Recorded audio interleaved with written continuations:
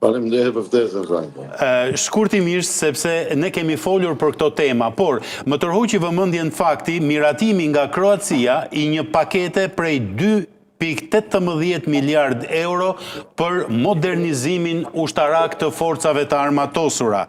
Dhe Kroacia ka futur në veprim 12 avion luftarak Rafale të bler nga Franca, topa lëvizës 155 nga Franca për forcat artillerike, sisteme raketore të fuqishme sulmi në lëshim të shumëfisht, tanke të blinduara Leopard të marrë nga Gjermania, sisteme kundër dronëve dhe radar modern. A mund të flasim për një armatim të plot të Kroacisë në këtë situatë general? Si që dihet mirë që Kroacia ka kalu 2% të prodhimit vendor për armatosjen e ushtrisë së vet.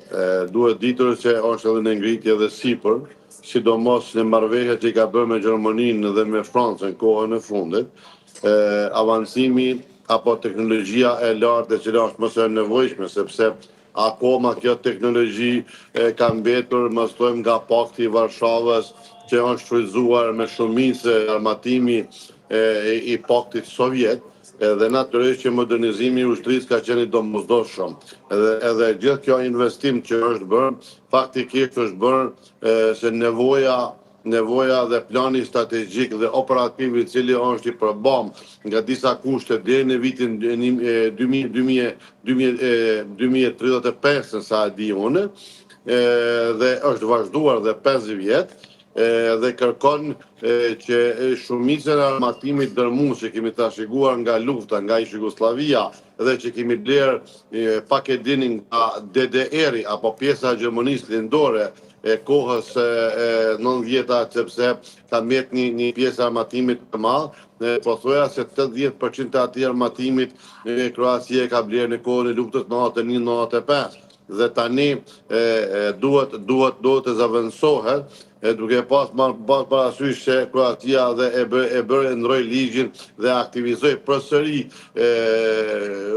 rregullimin e të rive apo ushtrinë e detyrueshme të rinisë së vet, edhe ky qëllim ka vetëm një fakt, mbrojtja e territorit të vet, jo mbrojtja apo sulmi eventual të tjetër, siç e dihet e kaluar në fati i Kosovës dhe fati i Kroacisë dhe Bosnjës është i njëjti, e kemi pas njëjtin sulm përbrenda Beogradit dhe natyrisht që kemi qenë më të nevojshëm.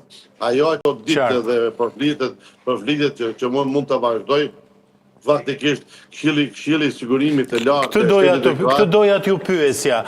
Mbledhja e Këshillit të Sigurisë Kombëtare nga ana e presidentit që do të mblidhet së shpejti, por ajo ka të bëjë me këtë garë armatimi mes Kroacisë dhe Serbisë? Pra është Serbia, janë raketat balistike shkaktari i mbledhjes së Këshillit të Sigurisë Kombëtare? Ka 3 elemente. Elementi një është gjendja që është të bënë lindjen e mesme.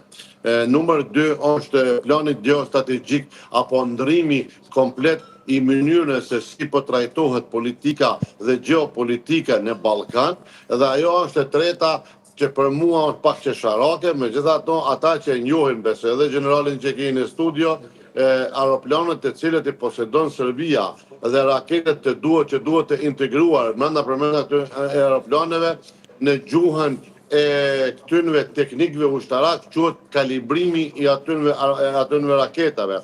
Unë sa për një informat që kam shumë se sakt, 7 raketa gjithsej janë bler nga Kina, dhe këto raketa akoma nuk kanë arritur tekniket e aviacionit të serb që të integrojnë brenda MiG-29.